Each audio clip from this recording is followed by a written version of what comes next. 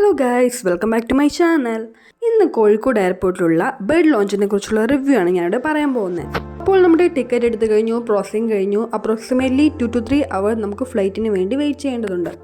ആ ഒരു ടൈമിൽ നമുക്ക് എക്സ്പ്ലോർ ചെയ്യാൻ പറ്റിയ ഒരു ഏരിയയാണ് ഈ ബേർഡ് ലോഞ്ച്. ക്രെഡിറ്റ് കാർഡ് ഉള്ളവർക്കാണെങ്കിൽ വിത്തിൻ 2 rupeesന് നമുക്ക് അൺലിമിറ്റഡ് ബഫറ്റും റിഫ്രഷിംഗ് ഏരിയയും കിട്ടും.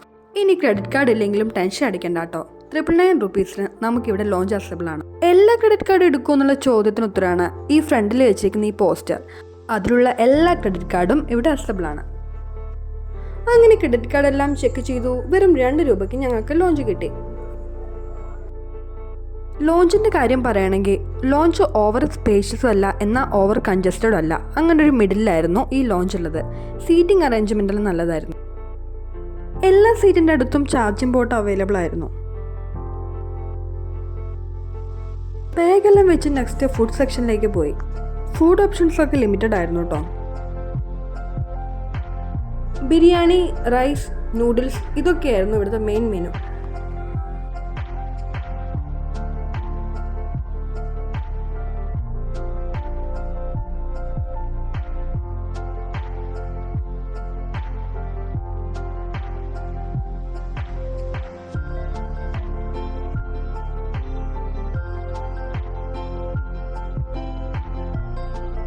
ഇതിൻ്റെ കൂടെ തന്നെ ഡിസേർട്ടുകളും അവൈലബിൾ ആയിരുന്നു.